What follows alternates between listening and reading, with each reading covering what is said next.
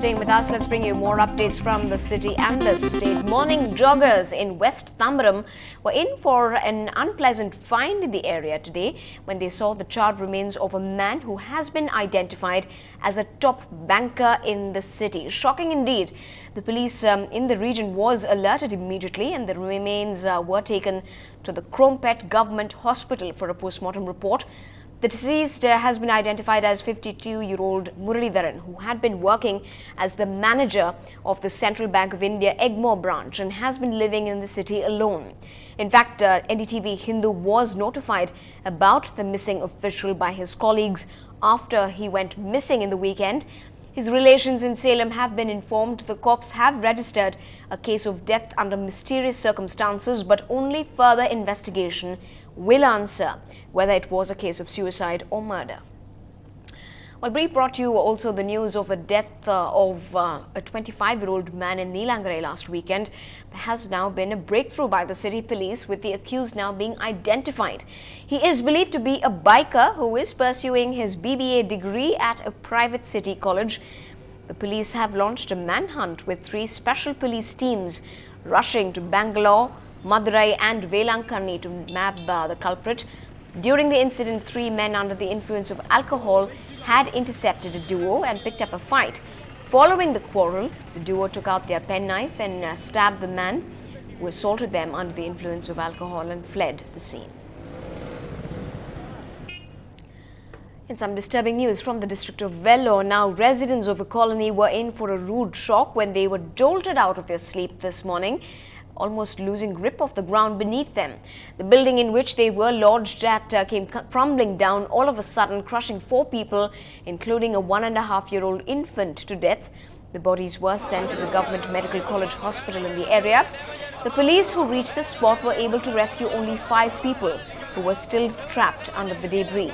They are receiving treatment for their injuries. The incident, which was first suspected to be a cylinder blast, has only added more mystery, which is really come into the picture now. Investigations have revealed that the cylinders within the compound were intact, but only further probe will really reveal more details, as the families are still coming to terms with the loss of their family members in this tragedy. The Chief Minister has announced a relief package of 1 lakh rupees for the families of the dead and 25,000 for the injured.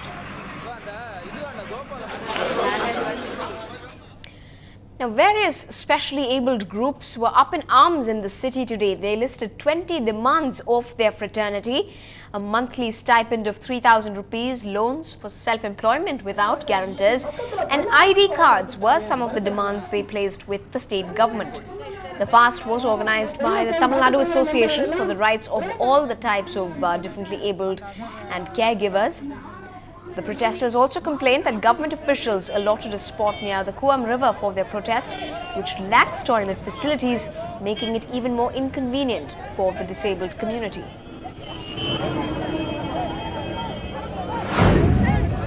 They have named them as differently abled. Second thing is they have formed all these committees and they have a special commissionerate here.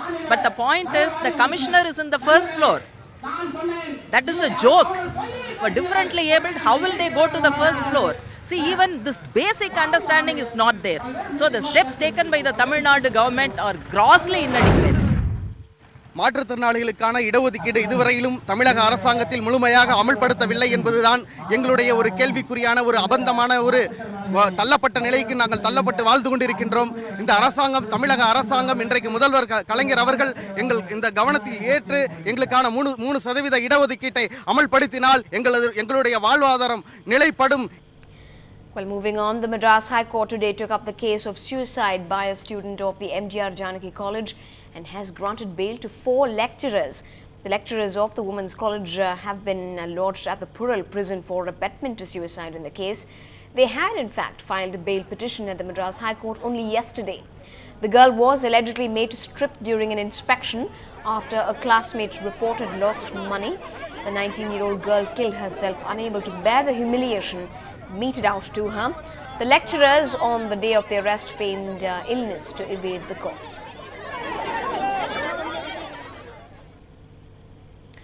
Well, Well, on to some national news. The queen-size life around Mayawati once again overwhelms us. First, it was a DGP who fed her cake on her birthday, and now it's her personal security officer who stooped to clean Mayawati's shoes today, taking psychophancy to a new low.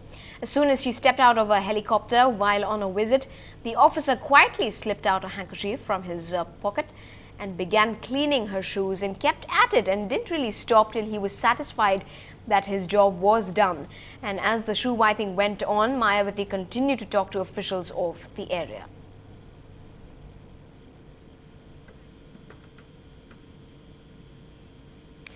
Time now to get you the buzz from the world of business. A look at our market wall tonight.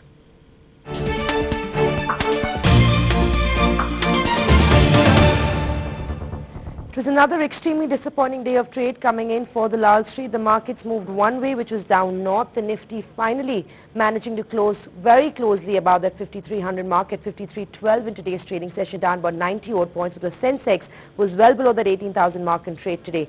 Volumes were also not unexceptionally low, but breadth of the market was extremely weak in terms of the broader markets as well. The pressure points was the small and the mid-cap space that pretty much led the losses in trade today, with the BSE small cap index ending the day with about 3.5% losses. Of the 50 Nifty stocks, there were only 5 to 6 stocks that ended the day in positive territory, barring which about 45 stocks ended the day in the red. Kotak Mahindra Bank was one of the top losers, down 6 odd percent. ONGC did quite a bit of damage, 6 odd percent losses for that. JP Associates and Reliance Communication were amongst the other top losers coming in from the Nifty. In terms of the sectoral picture, losses were being led by the infrastructure, real estate, auto and the banking sector. Infra stocks continued to get punished. Lanco Infra was down 17 odd percent. Very disappointing sort of numbers, but markets clearly giving that stock a thumbs down. RB Infra was off 14 odd percent. Punj Lord getting punished on weak numbers. GVK Power and GMR were the other top counters that lost out from the infra space. Most of these infra stocks losing the range of about 30 to 40 odd percent in the last few weeks. Well, real estate continues to sell off. Unitech saw a loss of about 7 odd percent. Soba, Indiabulls Real Estate and HDIL were amongst the other losers coming in from the rate sensitive pack. Auto stocks weren't spared either. These stocks were also hammered out of shape. TVS Motors was down 7%. M&M lost out 6 odd percent in trade. Ashok Leyland and Hero Honda, all these stocks which were once upon a time favorites of traders, were disappointed and beaten down in trade today. Textiles, which are actually holding up after a good set of numbers being posted by those majors, could not hold steady even today. Arvind Limited lost out 10%. Escomar, Alok and Raymond were amongst the other big losers coming in from the textile sector. Fertilizer stocks were also hammered out of shape. Remember that EGOM, which is expected to take place on urea decontrol, was once again inconclusive. On back of it, most of those fertilizer counters ended and saw losses in the range of 5 to 10 odd percent each. Well, those are the markets. News also coming in that China now has actually gone ahead and hiked interest rates, the impact of which will be felt across Asian equity markets tomorrow, and the Lal Street of course reacting to that, but 5300 once again a crucial level that Nifty will be watching out for. Well, up ahead on the bulletin, Stumpy sits pretty on the shelves of the city stores. Find out what more you can take home from the World Cup 2011.